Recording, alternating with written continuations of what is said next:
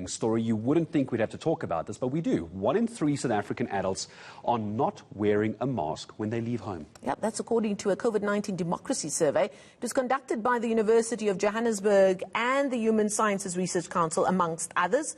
And despite scientific evidence showing wearing a face mask in public is one of the most effective measures to curb the spread of the virus. Let's find out how in the world this is still possible. Dr. Stephen Rule from the Human Sciences Research Council, he joins us live this morning. Dr. Rule, good morning to you. Thank you for your time. When I read this report on the research done by UJ and HSRC, 72% of respondents who took part in this survey say that they always wear a face mask. That's impressive, but why is the rest of South Africa not doing it, do you think? Morning, everyone. Yes, it is quite alarming. The other almost 30% say that they sometimes or usually wear a mask, but only 71%, as you said, always wear a mask. We didn't actually ask reasons why people do or do not wear a mask, but in some of the other comments that we had in our survey, we got an idea that a lot of people are fed up with masks now that the lockdown has just been going on for too long. And, you know, some people who travel in taxis a lot say that they're tired of suffocating in taxis and they can't breathe. And some people who go shopping say that they're tired of wearing masks in supermarkets and so on. So I think there's a bit of frustration with the mask wearing. Well, by the way, should I be wearing a mask now? No, you've just got us on the screen, which is why, I mean, since lockdown started, most of our interviews have been taking place via Skype in the virtual world, because we've tried to be as careful as possible as well. Now, Dr. Rule, I'm quite interested in the respondents that you got when asked about how they feel about whether this pandemic or the threat of coronavirus is exaggerated. And it says here that 4 in 10 adults, according to your survey, believe that the threat of the coronavirus is exaggerated.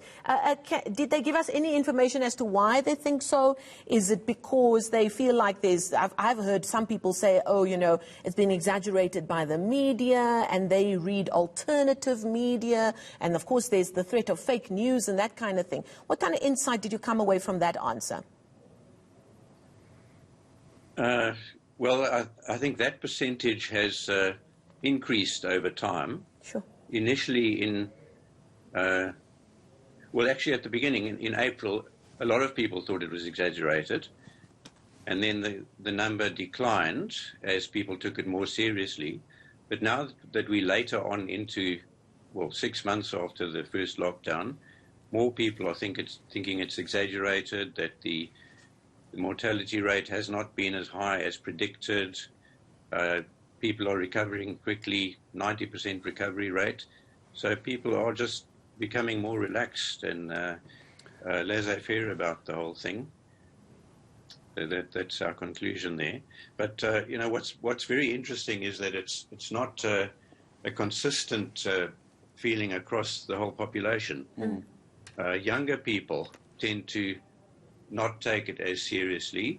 The proportion of younger people who always wear masks is much lower than older people. Okay. And similarly with males and females, males tend to be less inclined to wear masks. I want to talk a little bit about the fact that people aren't taking it seriously, or a lot of people, especially the youngsters, aren't taking it seriously. Can I say youngsters? Yes, you can. Can I say youngsters? Aren't taking it seriously. I'm not a youngster anymore.